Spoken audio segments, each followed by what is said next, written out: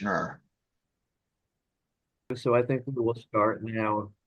Welcome to all of you. And I would like to say that Catherine Boughton, our chapter president, is away on vacation and has asked me to host tonight's program, which is a very exciting one.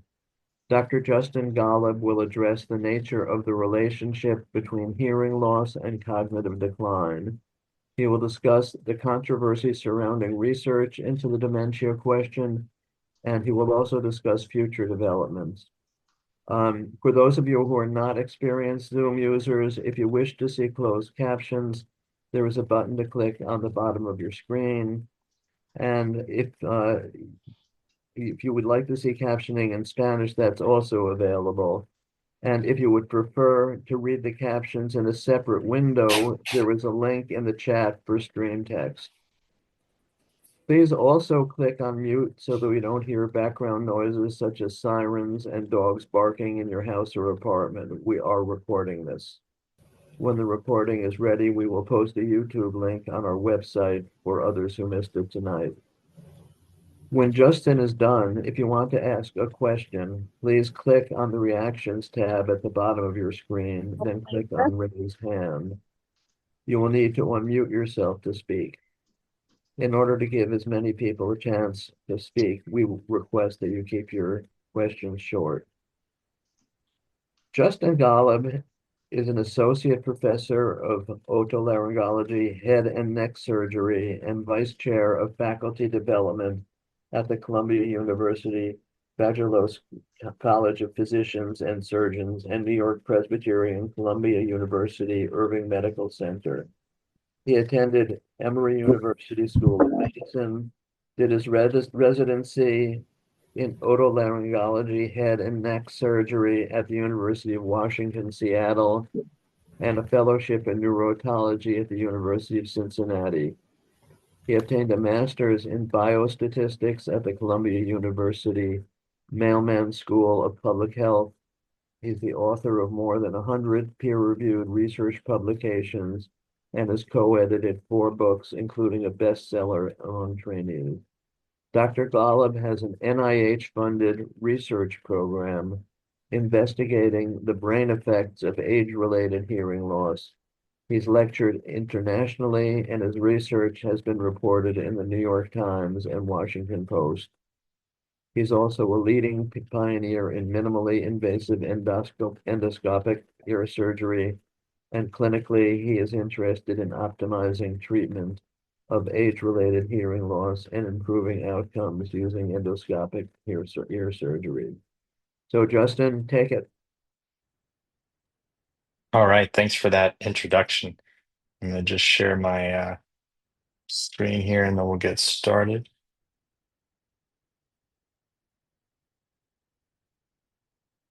Okay, you should see my full screen PowerPoint. So I was told to keep it under 45 minutes, so I'll try to stay true to that and be done by around 6:45-ish. So I'm going to be talking about the dementia question today. What is the relationship to hearing loss, and what can we do to mitigate the risk? And I'll try to also go over some background on the topic and the science. So I work at Columbia Medical Center. For those who don't know, if you're standing below Central Park and you look north up towards Maine or Vermont, our medical center is just before the border between Massachusetts and Vermont here in Washington Heights, way, way, way north of Midtown. I'm just kidding, but sometimes it feels like I work in Vermont. I'm a clinician scientist, so I spend some of my time doing surgery and seeing patients with hearing loss clinically. This is me doing some surgery during COVID, notice the N95 mask. And I spend the other half of my time eating dinner with students who do all the research for me. I just like showing this picture. This was in Chicago, and I took a bunch of students and residents out to lunch. And for the first time, I brought one of my children to one of these professional meetings. And I did that so she would respect me and know how important I am. And instead, this is what happened. She gave me bunny ears. And actually, I've put the slide in many of my talks, and I finally told her, and she said, what's so funny about that? You're an ear doctor, so I was giving you bunny ears." And then I sort of got it. So it's like a double joke. Anyway, today I'll be talking about the brain effects of age-related hearing loss. So on the left here is an audiogram of someone with the typical age-related hearing loss pattern. Let me see if I can get my laser pointer working. Okay, so hearing starts off normal, and then in the high pitches, the treble notes, there's hearing loss. Many people here may have this type of audiogram. I will inevitably as well. And the question is, what does this do? Does this have any effects on the brain? Does it cause cognitive decline? Does it lead to potentially social isolation? This is sort of what I look at. So here's an outline of the talk. It's divided into three parts. We'll start out with some background, and then we'll talk about what is the relationship between hearing loss and dementia, and what can we do to mitigate the risk. So we'll start out with some background. Very basic background here. This graph simply shows that a lot of people have hearing loss. On the y-axis is how many people have it, and on the x-axis is decades of life. So not many people have hearing loss between 12 to 19 years old, but once you reach almost 100 years old, you're virtually guaranteed to have hearing loss. So I think everyone here knows this, but hearing loss is common. It's very common. So over Give me 80% a of people who are stand. over 80. And also, the treatment level is very low. So, very few people actually do anything about their hearing loss. Very few people bother to join HLAA. Most people just simply ignore it. I think everyone in the audience here is ahead of the curve, but most people just totally ignore it. And I find this disparity very troublesome. You have a condition that almost everybody will get, and very few people will treat. Is this a problem? And so I like to think about this in the context of medicine in general. So if you imagine for a moment you're a doctor and you are seeing a patient who has a glucose of 280. Many people may know this, but high blood sugar is basically diabetes. And so, like hearing loss, when you have an abnormal glucose value, you don't notice it in the beginning, similar to how if you have an abnormal audiogram, if you have early hearing loss, you don't notice it in the beginning. And so, if you speak to someone who has a high level of glucose, they'll probably say that they don't notice it, and they don't want to do anything. But the doctor's job here is to tell the patient, even though you don't notice anything, you need to treat your diabetes with good diet, with exercise, or potentially with insulin if it's bad enough. So even if you don't notice that you have high sugars, you need to treat it because if you don't, it can lead to all these bad things. If you have diabetes, you could have vision loss, you could have kidney problems, you can have strokes, heart attacks, cognitive impairment, all these things. So even though you don't feel that you have diabetes in the beginning, you still need to treat it. Um, Someone with a hearing test like this, showing age-related hearing loss, is potentially in a similar situation. They don't notice that they have hearing loss in the beginning. And so if someone with this hearing test is talking to an ENT, the ENT will say, oh, you should wear hearing aids. And the patient will probably not want to do anything. They're going to say, I don't notice it. You know, my wife dragged me in. I'm only here because she forced me to go. And you'd recommend a hearing aid, but most people actually wouldn't get a hearing aid, wouldn't join HLA, wouldn't do anything. They would just ignore it forever or for a decade or two.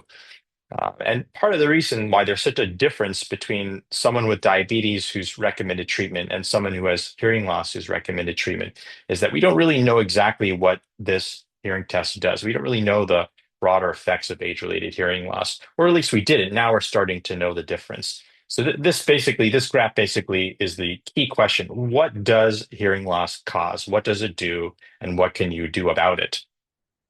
This is an MRI of the brain, a single slice of your brain through the inner ear and the brain. So, in the red rectangle is the inner ear. The cauliflower looking thing in the top is the cochlea, the hearing part of the inner ear. And the circular thing in the back is part of the balance system, which tonight we don't really care about. And then the blue circle is the brain. So between the two, there is a thick yellow thing called a nerve, and that nerve basically goes in one direction. That's not completely true, but it mostly goes in one direction. The ear's entire job in life is basically to send a signal to the brain. And so to me, it seems obvious that if you affect the hearing, it would have an effect on the brain. Basic principle, but a lot of people fundamentally don't really recognize that. So since this is the background section, I wanted to do a little crash course in epidemiology in about 4 minutes.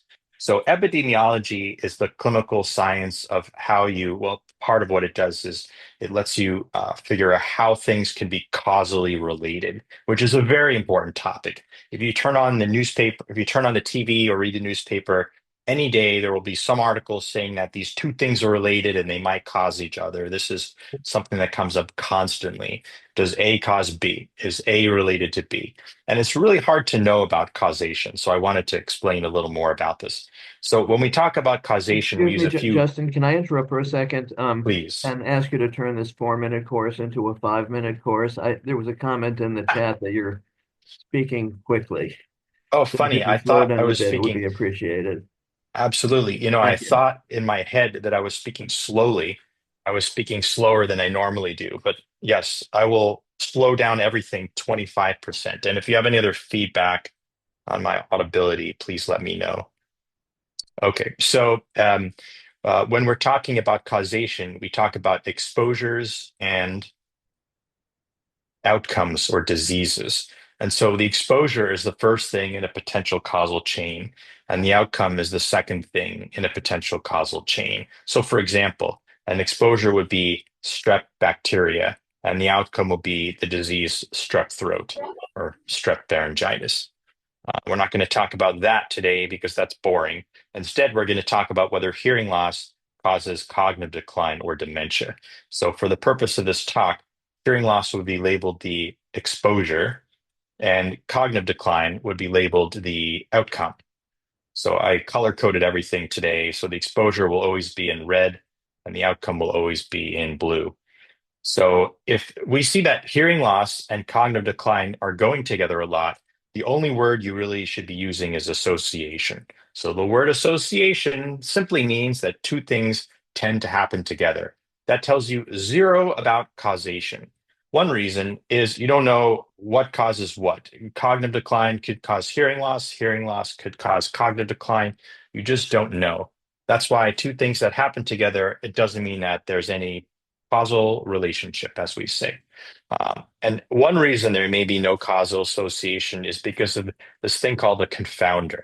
So, a confounder is something else that causes both the exposure and the outcome. So, for example, age, whatever it is, age causes hearing loss, age causes cognitive decline.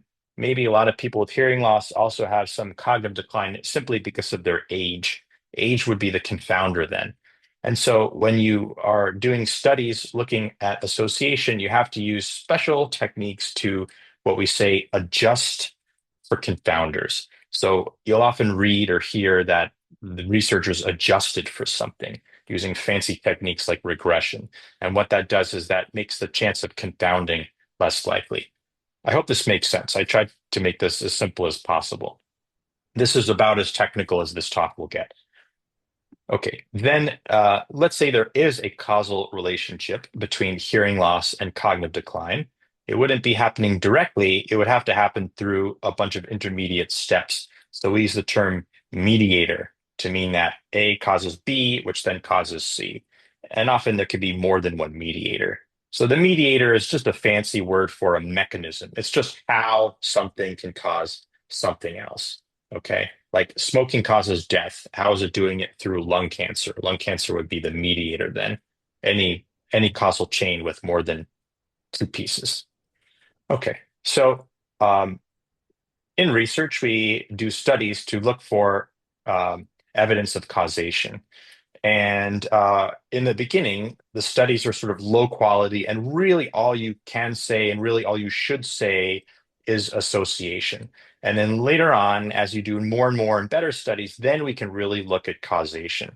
This is such a critical point, and the media always is kind of messing this up. And I've spoken to reporters, and I say something, and they repeat it back to me, and they say, "Okay, so you're saying that hearing causes," and then I immediately interrupt them and say, "Don't use the C word. We don't know that. Use the word association." I'm being really nitpicky here, but this is, kind of fundamentally important. Then, if you're interested, there are different studies that kind of correlate to how much we can use the C word versus the A word.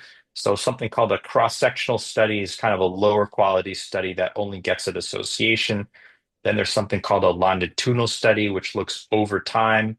That is a little higher level of evidence. And then the best type of study is a randomized controlled trial. These are the studies that often make big newspaper headlines, like this Achieve study, which I'll talk about later in about 15, 20 minutes. They're the highest level of evidence. And randomized controlled trials are really the only way that we can get at true causation, because these are the only types of studies that are true scientific experiments. Okay, I hope that makes sense. I assume we'll take questions at the end. I'll assume so. Okay. Then I'm going to go through a couple more intro slides so people can understand a few studies that I will present. How do we measure hearing loss? I hope people in this audience know, because if you don't know how we measure hearing loss, nobody in New York City will know how we measure hearing loss. But I put the slide in here anyway. So there's this thing called a decibel, which is a unit. And a decibel is basically how loud a sound needs to be in order to hear the sound. So the bigger the number, the louder the sound has to be, and the worse you're hearing. Conveniently, the decibel goes from about 0, which is perfect hearing, to about 100, which is stone cold deaf. And then we can chop this up into different categories. And the places where you chop it, the buckets are a little different depending on what agency is making guidelines and so forth. But this is the most common, a common one that we use, where 0 to 25 decibels is normal, 25 to 40 is mild hearing loss, 40 to 7 is moderate hearing loss, and 70 to 100 decibels is severe to profound. There's, of course, other ways you can measure hearing, including the word score, which is a percent. But the simplest way to do it is with the decibel, or what we call pure tones. And then what we can do is we can take a few of these numbers and average them together. So this term pure tone average, this is basically the decibel number at a few different pitches, frequencies. So when you do a hearing test, you hear a bunch of dings, and then you get a decibel score for each ding. And then in each ear, you can take an average of 4 pitches and make that average, and then that would be the pure tone average. So if you remember one thing from this slide, just know that pure tone average is sort of a simple way we can look at hearing in terms of a single number. So you get a number that is your hearing level. And then finally, we're talking a little more about dementia today. Sometimes we kind of blur dementia and cognitive impairment. They're not really the same thing. I think most people here know this. Dementia is a kind of a yes/no thing, whether you have enough cognitive cognitive impairment to affect your daily activities and interfere with your life. Whereas cognitive impairment is a more general term, and everyone gets a little bit of this. Sometimes I feel like I have some of it if I don't get enough sleep. Um, so, yeah, just wanted to explain that. Okay, on to the next chapter. So, what is the relationship between hearing loss and dementia? I could spend 2 hours talking about this, but I will do this. I was going to do it in 8 minutes. Now I will do it in 12 minutes, but I will still finish on time.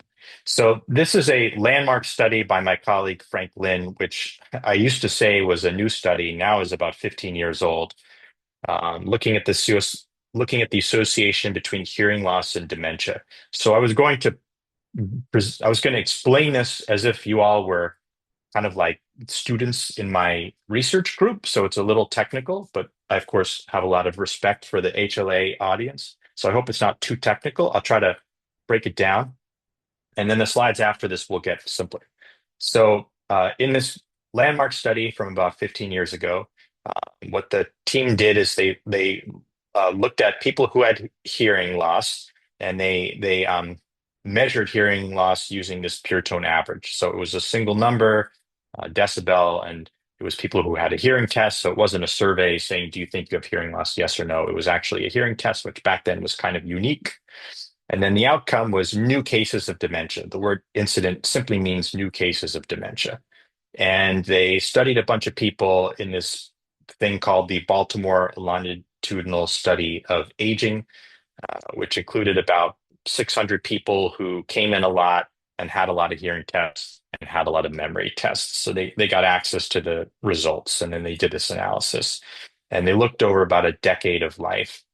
And very importantly, they used statistical techniques to adjust for potential confounders. Remember, in the beginning of the talk, I said that confounders are things that can cause both the exposure of hearing loss and the outcome of dementia. And so confounders can create false associations. People who are old have hearing loss, people who are old can have dementia. So, of course, hearing loss and dementia are going to go together, but you have to look at that taking into account age, and then also things like how much money people have and other stuff that could create false associations. So that's what they did. Okay, and this is what they found. This probably won't make sense to anyone. Maybe David will get this or a couple other people, but I will try to translate. So they found a hazard ratio of 1.27 per 10 dB increase in hearing loss. So in English, what that means is that for every 10 decibels worse your hearing got, your risk of getting demented during the 12 years of the study went up 1.27 times, which is the same thing as 27%. So let me show that on a graph because it's probably easier to understand on a graph. This is the same thing on a graph.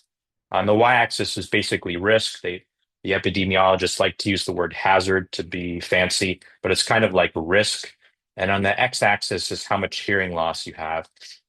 And so basically what this shows is as you have more hearing loss, your risk of getting dementia over the 12 years of the study went up and up and up, to the point where people who had severe hearing loss had like 5, 6, 7 times more risk of getting demented over the study.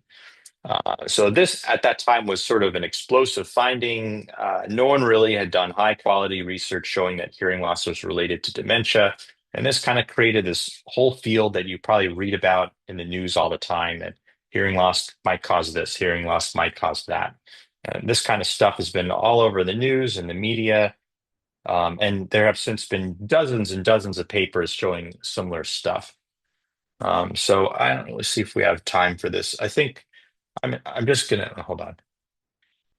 Okay, I'm gonna skip my own boring study. So I basically showed something very similar, just among people who have lesser levels of hearing loss. I don't want to torture you with two technical paper presentations. So I did the same thing. And most importantly, I made the New York Times. So I have my 10 minutes of fame. And right behind, let's see if we can here, hanging on my wall right there is I was also in the Times Magazine. So basically, the entire output of this study was so I could put a little New York Times frame thing on my wall in my home study and impress my relatives. I'm just kidding, sort of. So forget about my paper. But what's important is there's been many papers that have shown this. And the Lancet, which is the most cited medical journal in the world, it's sort of the most respected journal in the world. Some would say tied with the New England Journal of Medicine, has put out 3 of these major reports looking at risk factors of dementia. And in the last 3, or rather the 3 reports, hearing loss was cited as the number 1 modifiable, meaning you can do something about it, i.e., wear hearing aids, risk factor for dementia. Part of the reason for this is that hearing loss is just so darn common. So, in other words, hearing loss is definitely on the map for being a dementia risk factor. So, how might hearing loss actually cause dementia or cognitive impairment? I will go through this slide. If anyone has heard me give talks before, you probably have heard this slide because it's in all my talks, but it's a good slide. So one way that hearing loss and cognitive impairment can be related is through these so-called confounders. These are the non-causal pathways. This means that they're not really related, but other things cause both.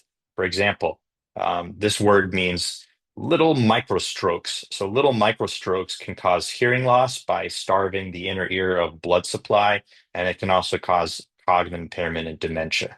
The second most common cause of dementia after Alzheimer's disease is from little microstrokes. Aging. We don't know what that is, but whatever the hell aging is, obviously causes age-related hearing loss. It is the word age in it, and also dementia. And then most importantly, the unknown. If you don't know about something, you can't control for it in studies. There could be things we haven't discovered yet that cause both hearing loss and cause cognitive impairment and dementia. In studies, people try to control for these things, so they try to like take this into account. So let's look now at the causal pathways. How could hearing loss cause cognitive impairment and dementia? So one possibility is a change in brain structure, and there have been some papers showing this. Basically, that people who have hearing loss, the parts of their brain that do hearing, they tend to shrink a little quicker compared to people who have less hearing loss. And those parts of the brain are connected to other parts of the brain, and you could see how that could have a cascading effect. Next, reduced socialization. So people who have hearing loss tend to not go on Zooms and listen to speakers. They tend to not join groups. Again, you all are sort of exceptional. You don't count compared to the average person. The average person with hearing loss will tend to be more antisocial and just lay around at home. And if you tend to have that kind of behavior for the last 20, 30 years of your life, you could see how that would not be good for your cognition. And then finally, there's the cognitive load pathway. And I think this one is definitely true because my patients with hearing loss have told me this is true, including people from HLAA have told me this is true. What this means is that people who have hearing loss, they can understand the words, but they have to really, really concentrate and use a lot of brain power, which is probably why John told me to speak slower. So if you're having a hard time understanding what somebody says, then you can get the words if you focus, but then you may not have any brain power left to understand the point of what was being said or make memories related to what was being said. And then lastly, there is reverse causation, which means that in fact, hearing loss doesn't cause dementia, but dementia causes hearing loss, or dementia makes you do worse on a hearing test, which creates false results in studies. For a variety of reasons, I don't think that this is happening, but there's always the theoretical possibility. Okay, now what everybody wants to know here, what can we do to mitigate the risk? Congratulations to everybody here. You have taken the first step by joining HLAA, and many of you do something about your hearing loss. Most people do not do that. So I'm not talking about people in this audience. I'm talking about the deniers who don't believe that hearing loss is real. So I guess first thing you can do to mitigate the risk is be aware of hearing loss. Uh, there's this thing called the Cochrane Library, which is a bank of high quality studies that look at how much evidence there is to recommend something, for example, a treatment in medicine. And this Cochrane group last looked at treating hearing loss with hearing aids in 2017. This was a long time ago, so they really need to they need to do a new one. But this is kind of one of the best sources for this kind of thing about how good hearing aids are. So back in 2017, they looked at 5 randomized controlled trials, which are the highest quality studies we have in medicine. And they concluded that we are pretty certain that hearing aids are good for the following reasons. They improve hearing specific quality of life, uh, general quality of life, and your ability to listen, which I sure as heck hope hearing aids would do, or they would be a big waste of money. And that's really it. They didn't conclude that it could help anything beyond that. Back in 2017, there weren't as many studies looking at how hearing impacts cognition and dementia. So this is why we needed an updated version of this. And then a lot of people here may be curious to hear more about this Achieve randomized controlled trial. So for those who don't know, about two years ago, this Achieve randomized controlled trial came out from the Lynn Group at Johns Hopkins. It was funded by the NIH. It took 5 years to do this study. It was a huge study. It cost something like $20 million to run. And then I think there was another like $2 million grant to like prepare to actually do the larger study. And so what this randomized controlled trial did is they took about 1,000 people who were 70 to 84 years old, and they randomized them. They said, okay, you have to be in this group for 3 years. And the two groups were either getting a hearing aid and then meeting with an audiologist and doing all this extra stuff related to hearing. They call it a best practices hearing intervention. Importantly, included hearing aids versus a placebo. And the placebo was what they called the successful aging intervention. It was basically like a water pill, except you meet with somebody. Sugar pill, not a water pill. And the main thing they looked at called the primary outcome. The main thing they looked at was cognition, a neurocognitive test battery. So this is the paper that came out almost 2 years ago in the Lancet. Here's the headline. And so I'm just going to present two figures from this study. These are sort of the two main figures. So this is the main figure. So on the y-axis here is cognition, so sort of your intelligence. And on the x-axis is time over 3 years. And you'll see there's two lines. The blue line is people in the control group, and the red line is people in the hearing aid group or the intervention group. And basically, there was no difference. You can clearly see that. So, surprise, surprise, everybody's cognition goes down with life. So, in both groups, cognition went down a little bit. But the point is, the control group and the hearing aid group, they both went down at the same rate. This was a huge disappointment. This was a negative result, showing that hearing aids didn't make a difference. However, the story doesn't end there because then they did this other analysis, which they planned to do in the beginning of the study. So it's not like they were trying to just, what's the word, dig around to find significant findings. They said before the study even started, they were going to be doing this. They divided the study into two larger groups. So this Achieve study basically had two kinds of people in it. They had people who newly joined Achieve and people who were already part of this larger study called ERIC. This sounds technical, but basically people who newly joined Achieve were kind of healthy and they really wanted hearing aids and their hearing was not as bad. And people who were in the ERIC group, they were sicker and older and more at risk for cognitive decline. So when they split the results into these two groups, this is what they found. In the de novo group, in other words, the healthier people who joined just to join Achieve, there is no difference between the two groups. The lines are basically close enough where they're not any different. But in the ERIC group, which was the sicker group, there was a difference between the two lines. So if you focus on this ERIC group, the red line is people who had hearing aids. This line didn't decline that much. And then the blue line is the hearing aid group. And this, I'm sorry, the blue line is the control group. This line declined more. So one more time, if you look at the ERIC group, people who had hearing aids, their cognition was maintained better. It declined a little bit because it's life, but people who were not in the hearing aid group, their cognition declined quicker. In fact, at like double the rate. So specifically a 48% reduction over 3 years in cognitive decline. So this was the key take-home point of the Achieve study. It was that among people who are at more risk for dementia, hearing aids slowed cognitive decline. And that's really the single take-home from my talk tonight about what you can do for hearing loss. If you feel like you're at risk for dementia, then hearing aids might slow your risk of cognitive decline. So we're also looking at this here at Columbia. We're looking at the same kind of thing in people who have less hearing, less amount of hearing loss, but are also at risk for dementia. It's called the Early Age-Related Hearing Loss Study Investigation, or EARLY. Took me about 10 hours to figure out this acronym, EARLY. Some people wonder what this clock logo means. It's supposed to be a clock like early, and then the time is the time I have to wake up in order to not have traffic to drive to Columbia, 5:45 a.m. So this study is taking place over about 5 years.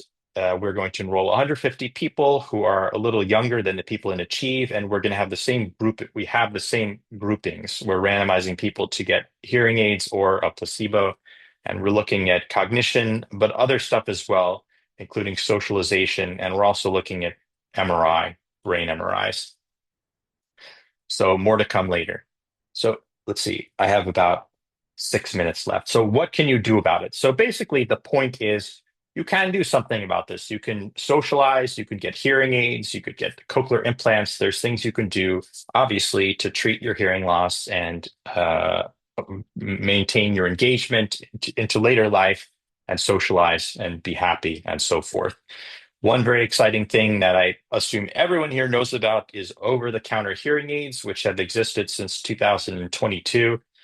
Very exciting that this has happened. It hasn't quite been as impactful as I would have hoped. Some people do this. I was hoping I was hoping everybody would do this, but still most people don't treat their hearing loss.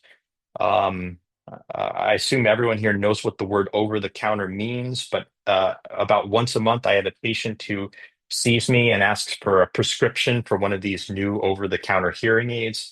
And so basically, the way I explain it is you have drugs, they can be over the counter or prescription.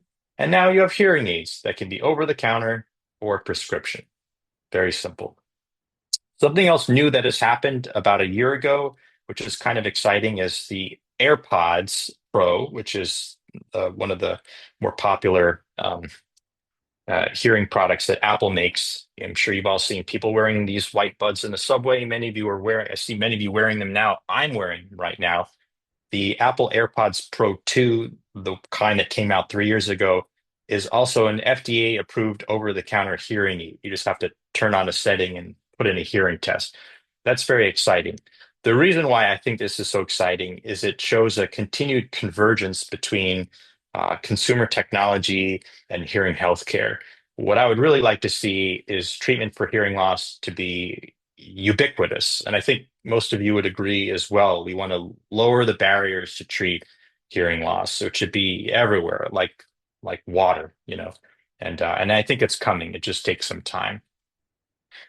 This is a cool campaign through the Cochlear Center where Franklin works. If you go to hearingnumber.org, it's an effort to educate the public on basically the pure tone average. So everyone in this country, if not the world, knows what 20/20 means, right? If you ask somebody, what's your vision? People will say, oh, 20/20 in the left eye, 20/30 in the right eye. We do not have something analogous for hearing loss, or actually we do, just the public doesn't know.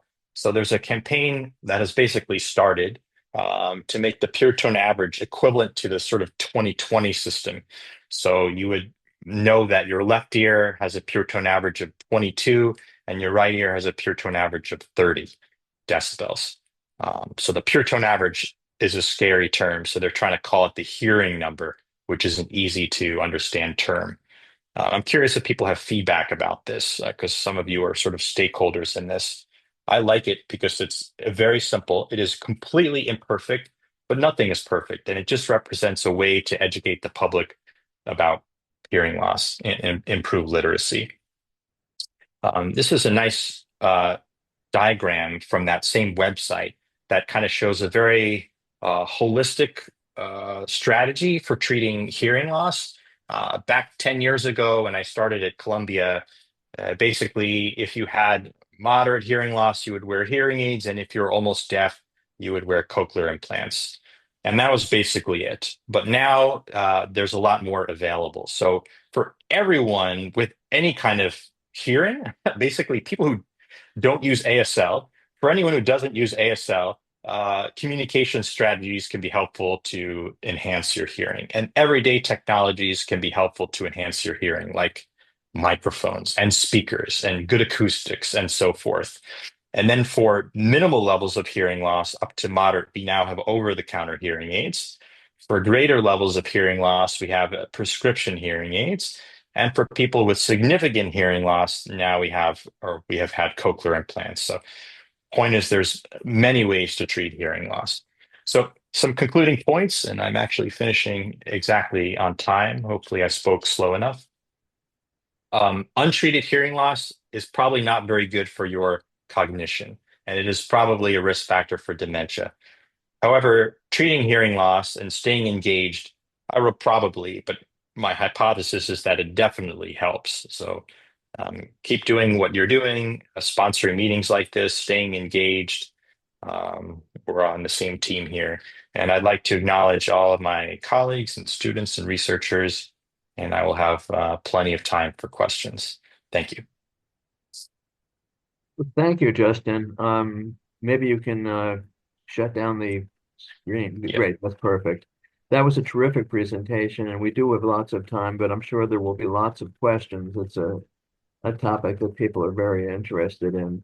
So if you have a question, please uh, click at the bottom of your screen on React. There should be uh, uh, something to raise your hand, and you can enter in the chat if you have a question, but better if you can raise your hand. It'd be easier to recognize you. So I see the first question I see is from Flor Sissa. So unmute yourself. Good. Thank you for the presentation.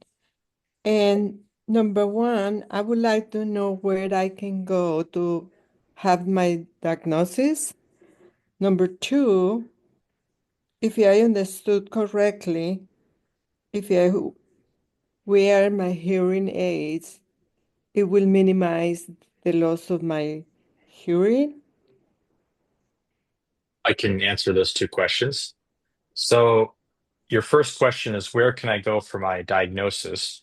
That's a very broad question. I believe you're asking the first step is where you can go to check on your hearing. In other words, where you could get a hearing test. Yes. Yeah, the answer is anywhere. You can Google audiologist near me, and there's probably someone within walking distance of your apartment who can test your hearing. So you see an audiologist and they can test your hearing. That's the first step, typically, and Okay. that should be covered by your insurance. And if something medically weird is going on, then you can see someone like me, an MD, but for most people, they just need a hearing test. And then second question was, I'm sorry, I forgot it. Ask me again, see. I have cognitive decline myself. If I wear hearing, I mean, a diagnostic Oh, hearing aids, it will minimize my loss? yeah. So hearing aids are similar to glasses in that they help your hearing only when they are on your ears. So if you have hearing loss and you put in the hearing aids, you are hearing louder and clear. Once you take your hearing aids off, everything is exactly the same. And they have no effect on your actual underlying hearing. It's just something that is working while you're wearing them. Ah, But if you wear them all the time, the thought is that could be good for your brain and your cognition. okay. Thank you. You're welcome. Al Chan has a question, and welcome, Al. I'll talk a little bit more about you at the end of the meeting about your generous scholarship donation. But go ahead with your question. Thank you, John. I appreciate it. Thank you, Dr. Golub. I appreciate your presentation. It's very helpful. Um, I have a question which is um, slightly a little bit off topic, but I find it very helpful. I'm curious, and that is, has there been any research about uh, dementia or cognitive decline in deaf population as compared to a hearing loss population, recognizing that there are various definitions of what's deaf versus a hearing loss, et cetera. But just purely the deaf community, who cannot hear and probably do sign language, for example, um, what kind of differences have there been, if any, in the research area about the cognitive decline of that community versus a hearing loss community? Yeah, that's a great question. So the first answer is, to my knowledge, there have not been studies done. It might be interesting to look at that. However, I can tell you what I think the studies would show. There's nothing special about hearing. It's just a way people communicate. So for people who are capital D deaf, who use American Sign Language instead of hearing, my hypothesis would be that they are no more at risk for dementia than someone with normal hearing. The point is they have a way to communicate, which is ASL. They're using that instead of your ears, instead of their ears. So they are fine. Someone who has heard their whole life and suddenly loses their hearing and their ability to communicate, they're the ones who I think are at risk for cognitive decline. And obviously they're not going to go learn ASL. It doesn't work like that. You don't just learn a new language, when you're 70 years old. Thank you, Justin, for that. There was a question in the chat that was actually similar about people who were born deaf and prelingually and use ASL, but I think your answer just now will cover that. David Landsberger has a question. Hi, yeah, that was a great talk. Thank you. Thank you.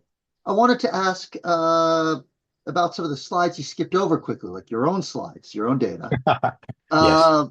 So in the ACHIEVE trial, the summary version of that is the ERIC patients, the ERIC cohort who were at higher risk, showed a nice effect of the intervention of having hearing aids. Yeah. But the de novo group with less hearing loss had no effect.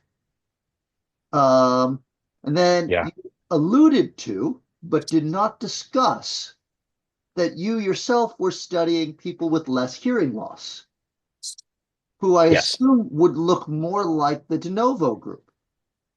Right. Yeah. Thank you for closely paying attention. Yes, exactly. So in my study that I'm doing right now, it's people who have less hearing loss than achieve. However, they are actually at more risk for dementia. So it's a little confusing. They are younger, they have less hearing loss, but they all have what we call mild cognitive impairment. So I don't know what the results will show, of course, but They're I mild. think that, yeah, I Sorry, think the fact that they're at risk for dementia, that there will be some finding. that they're at risk of dementia for reasons independent of their hearing status. Correct. Presumably correct. Okay, I see. Thank you. I'm going to take one more question now from the chat. Dan was asking, when you add tinnitus to hearing loss, how does that further impact cognitive decline? Yeah, good question. We are looking at tinnitus a little bit in the study that we're doing right now at Columbia. People have not looked at tinnitus that much. Tinnitus is a little complicated because it's highly subjective. It's a little bit hard to measure. So really my answer is I have no idea, but good question. Okay, Judith Teller, you're on, but you have to unmute.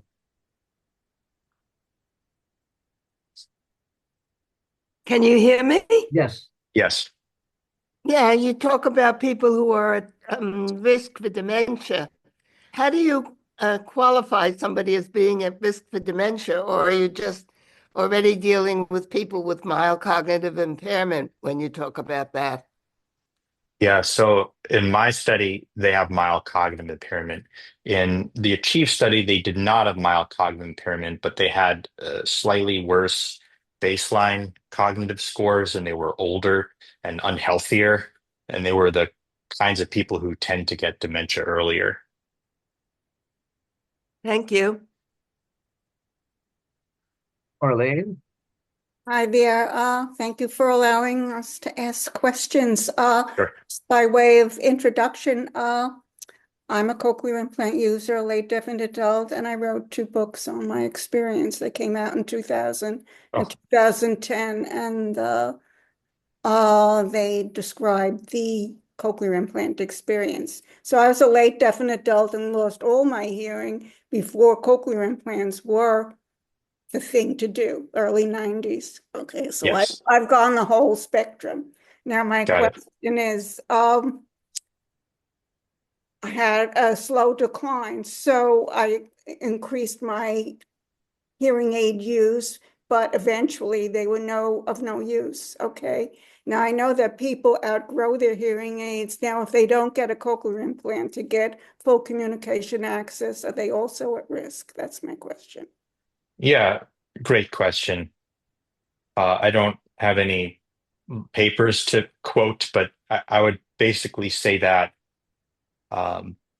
in my opinion, the more you treat your hearing loss, the less risk you are of bad consequences. So the worst thing you could do is not treat your hearing loss at all, which is what a lot of people do. They never get hearing aids, never do anything. Um, uh, However, if you have hearing aids that aren't strong enough, that's not ideal.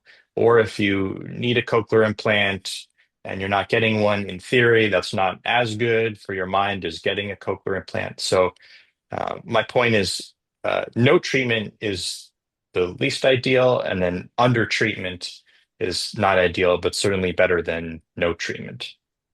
So just put that on your radar, because people do ask me, because of my books. The second book, you might be interested in reading Yeah, check it out. just to track how much my socialization changed when I got the cochlear implants, and also when I went from 1 to 2. So that may give you some clues on, Sure. and I'm always here to pick my brain, whatever. So I have decades. I know a lot of these people in this room, and Yeah.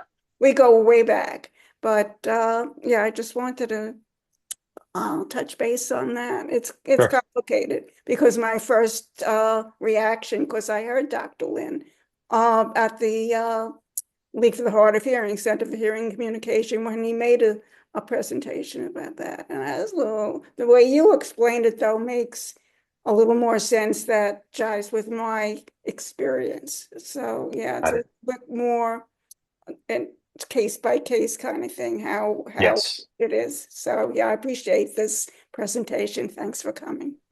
Thank you. I'm New Jersey HLAA. They let us come in. Thank Got you, it. Arlene. Dana, unmute.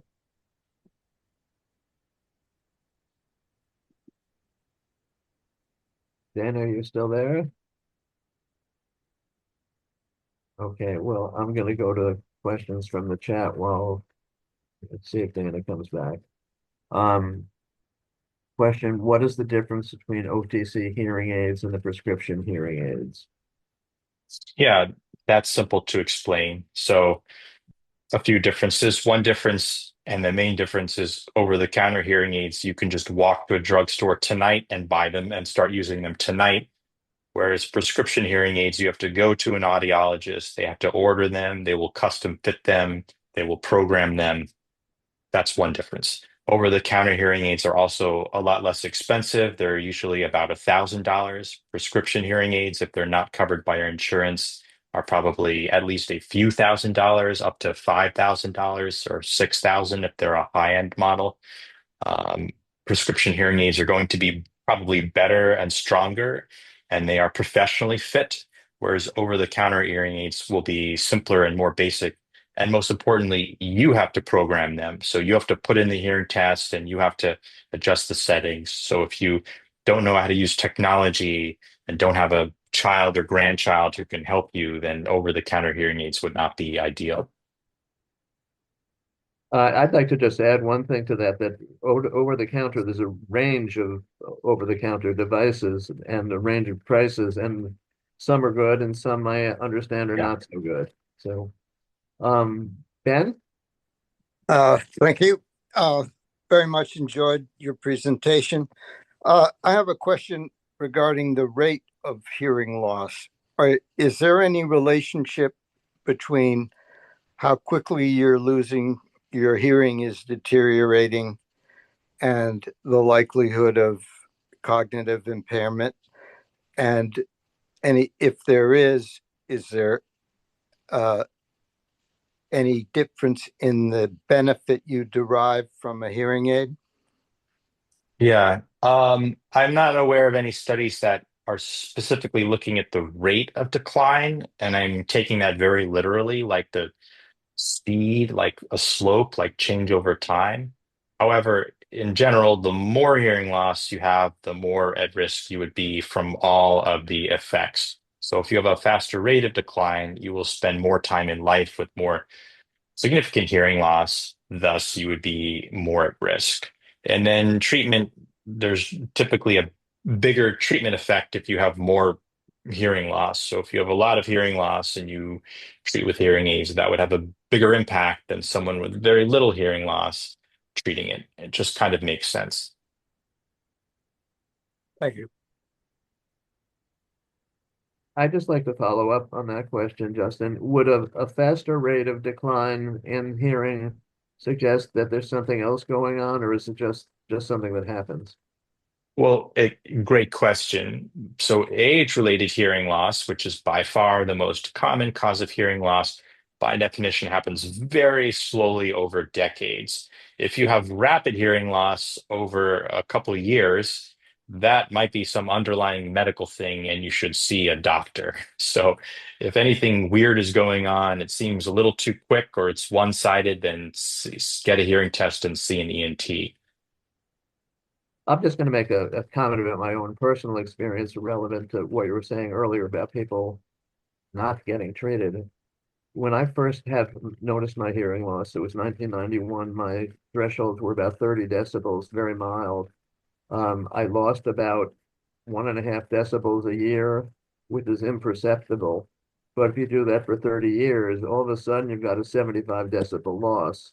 And here I am now with, with an implant. So it's very easy to not be aware of these, but it's the kind of very slow decline you're talking about that is, I think, simply age and also in my case related to, being a musician. But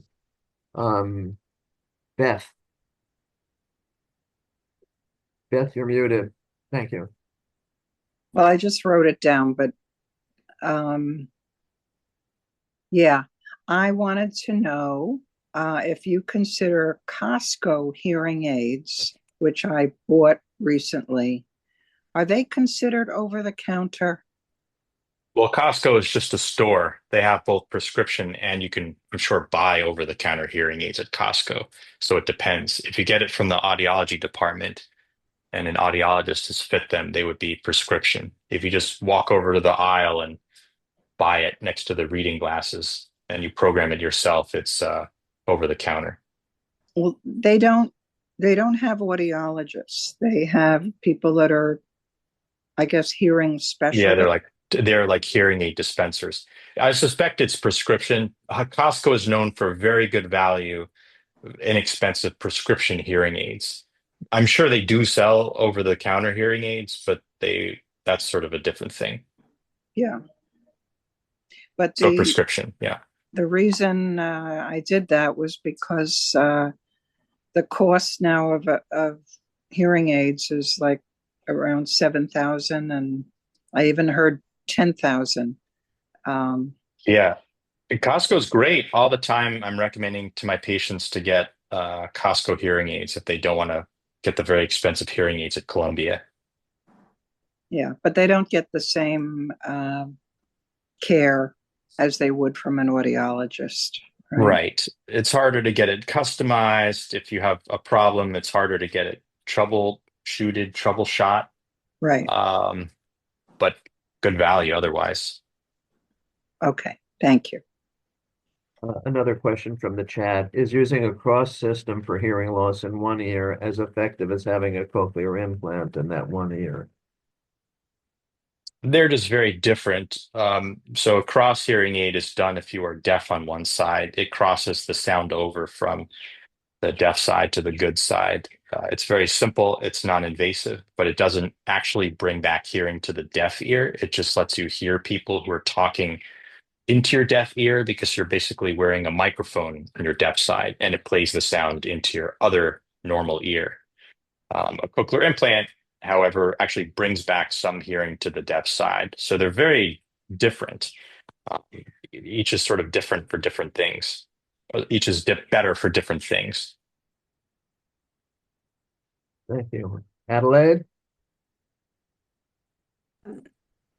What is the oldest age that you've given for a cochlear implant?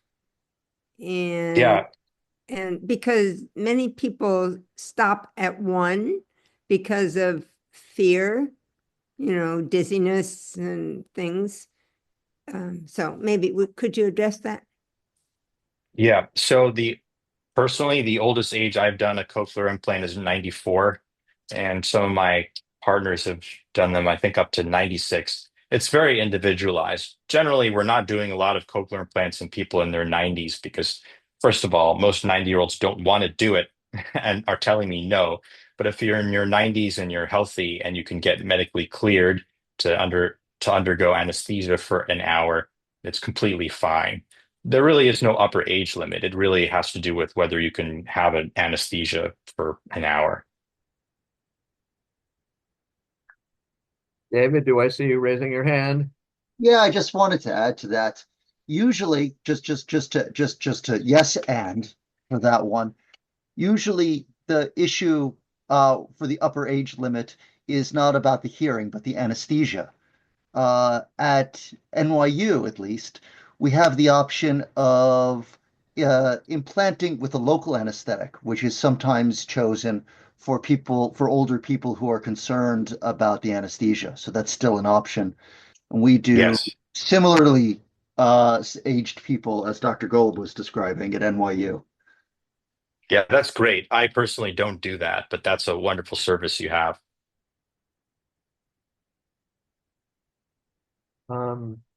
Dino and Beth, you're muted. Yes, this is Dino. I'm 91, have moderate hearing loss with prescribed hearing aids and mild cognitive impairment. I will hear sound that seems to be at an adequate level, but I sometimes can't turn it into meaning. I can't process it. Do you have any insight into that situation?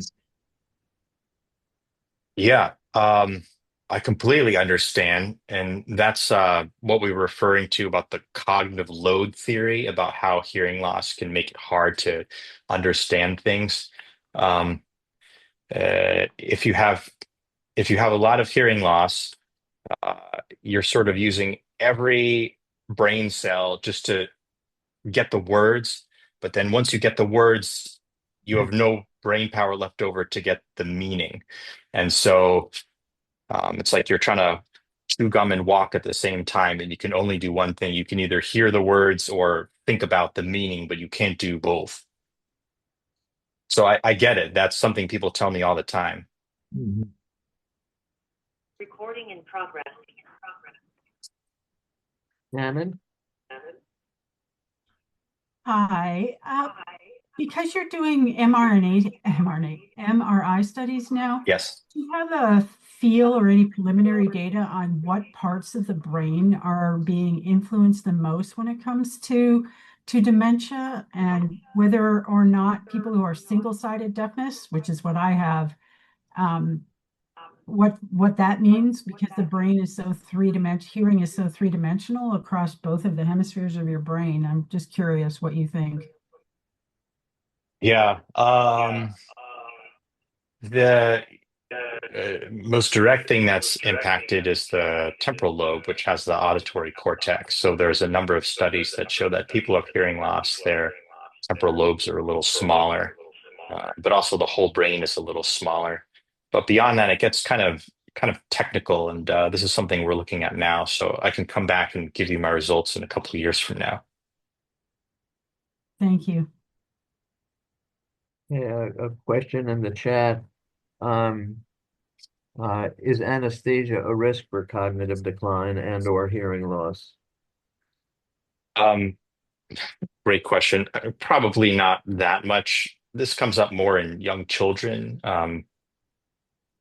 Probably minimal. I mean, everything you do in life is a little dangerous. When you take a flight, you're exposed to X-rays. When you go in an elevator, it could break and fall. And anesthesia could be associated with minimal cognitive effect, but I think it's negligible personally. Thank you. Another question.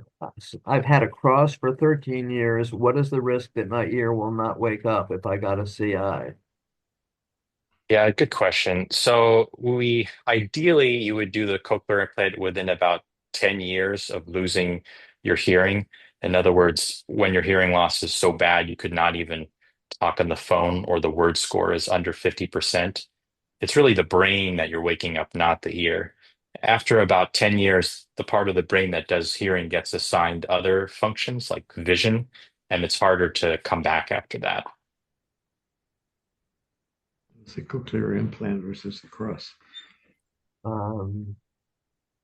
Okay, question on the chat. Can audiologists program over-the-counter aids? Yes, they could. The issue here is more with like practice model, like they would have to charge for it.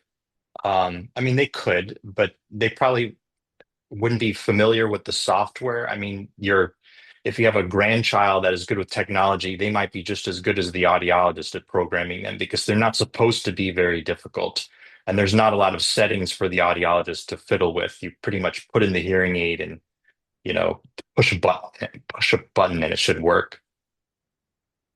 So the answer is yes, but it's probably overkill. Yeah, another question from the chat. My hearing loss began in my 40s when I developed Meniere's disease. The tinnitus causes a lot of my hearing loss. Has anyone done a study comparing, quote, normal hearing loss to age-related hearing loss? In terms of tinnitus? I think probably she's looking for the cognitive questions of hearing loss that's caused by her Meniere's disease as opposed to age-related. Yeah. Okay, I understand. Yeah, these studies really have looked at hearing loss in general, not specific subtypes of hearing loss. Personally, I don't think it really matters what the cause is. If you can't hear and the brain isn't getting the message, then it's sort of all the same thing. Okay, also from the chat, when does one need a cochlear implant? Yeah, well, there's technical definitions. So in general, if you are wearing a hearing aid and you can understand fewer than 50% of words when you're not looking at somebody's lips, that is the general rule of thumb. But an audiologist can do specific testing with your hearing aids in, assuming that they're adjusted appropriately. And if you fail that test, then you'd be a quote candidate for a cochlear implant. I'm also going to answer that from my personal experience that, as I said, I started out with mild hearing loss, and over the years it became severe. And I would get new hearing aids periodically. And I finally, at some point, my audiologist said to me, I really can't do anything more for you with hearing aids. You're getting plenty of volume. You're not understanding it. And I think you really need to consider an implant. And I didn't just rush out. Then I got a second opinion, but there is a point at which, for me anyway, with hearing loss, my hearing aids were not fixing my problem sufficiently. Ben, is this another question?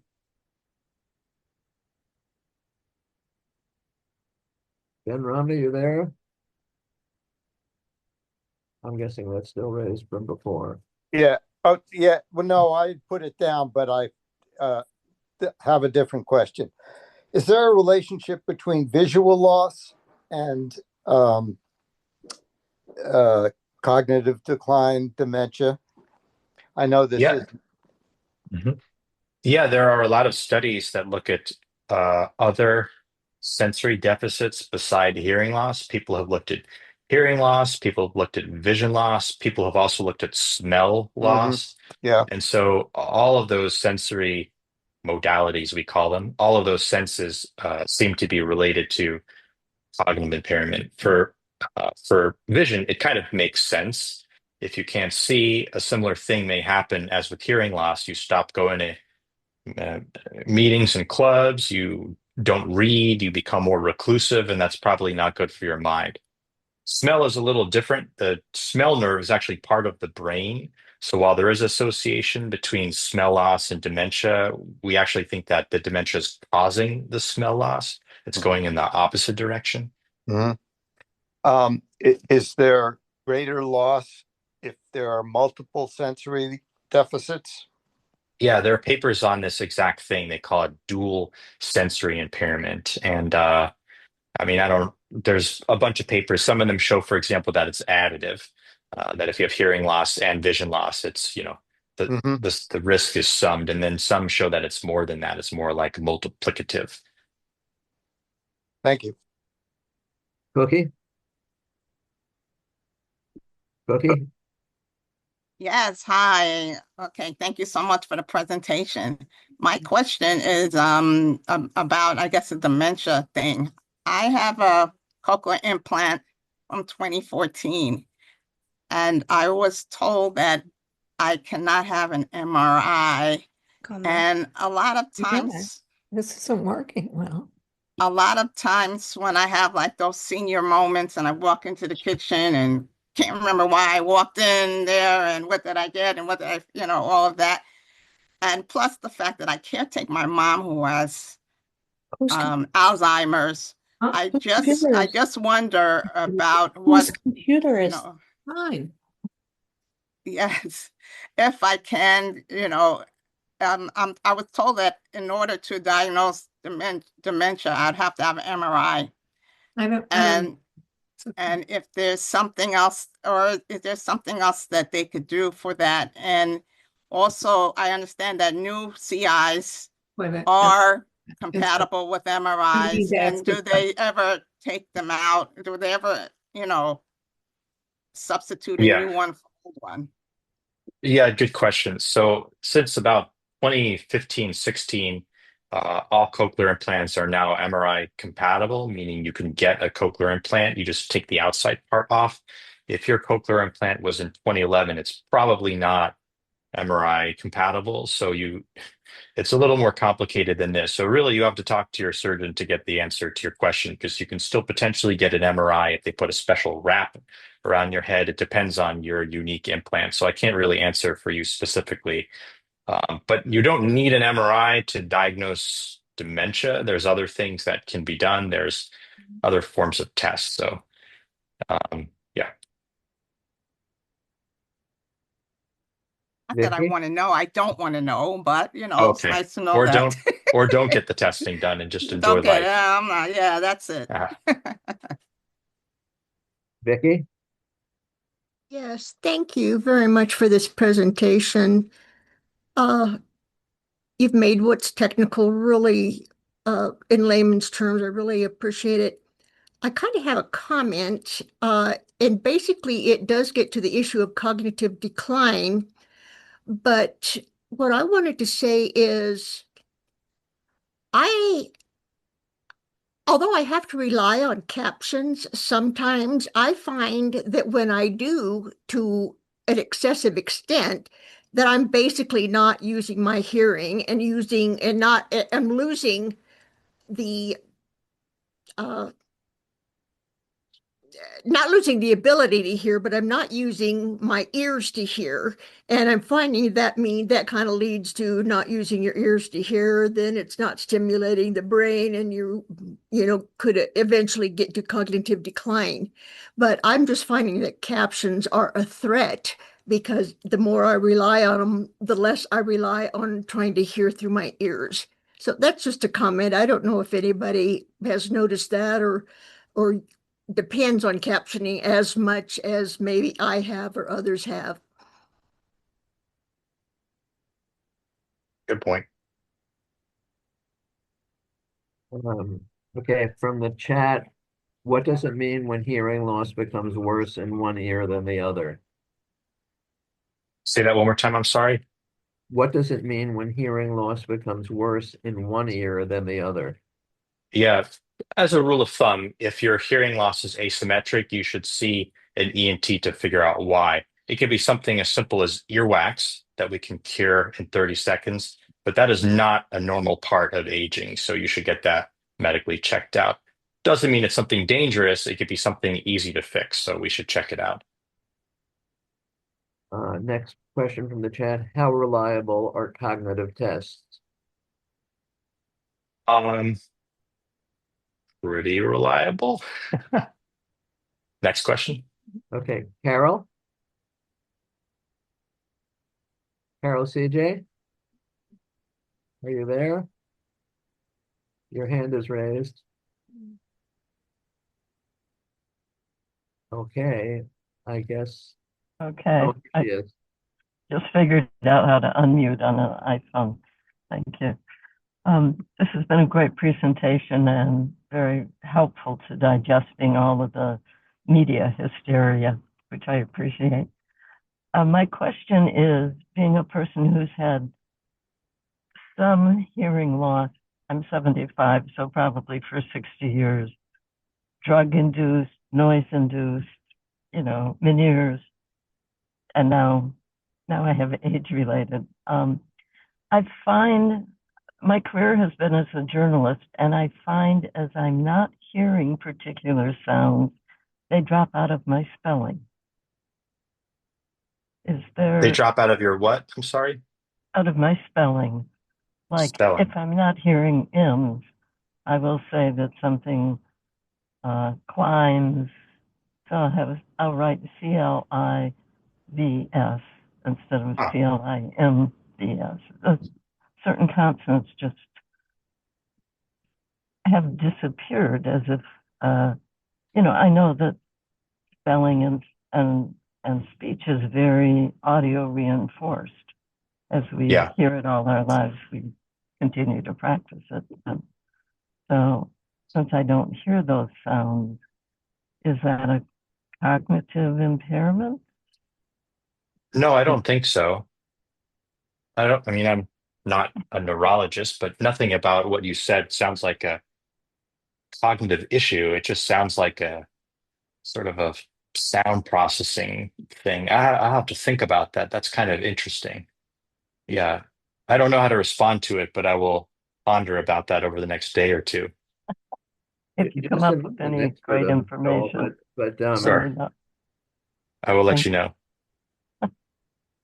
yeah, I would not claim to be an expert on this at all, but the speech banana shows different consonants being at different frequencies, and that maybe different frequencies are dropping out of her hearing. Yeah, That makes exactly. sense. Yeah. Uh, I'm not seeing any other questions, so thank you, Justin. This has been terrific. I think the number of questions that have been generated by your talk is an indication of how engaged people were. And so it was a terrific presentation. Thank you for that. Also, as always, thanks to Lauren Schechter, our captioner.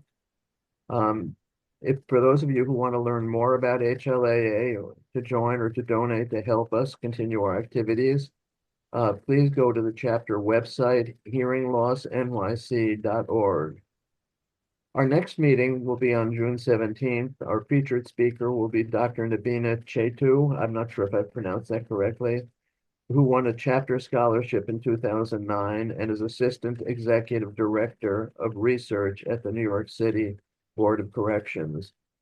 She will share her very interesting history of academic and professional success and also of self-advocacy. In addition, Albert Chen, the generous donation of our now annual scholarship, will speak, along with this year's winner of the scholarship, Madeline Kim of Bayside High School. This year, because there were so many excellent applicants, the choice of a winner was difficult. As a result, the board decided to award an additional scholarship to the runner-up, Hugo Bowman, who was graduating from the United Nations International School. They will speak briefly, and we hope they may be joined by at least one or two past winners. So we hope to see many of you back on June 17th. And thanks again, Justin. It was terrific. Thank you for having me. Good night, all. Good night.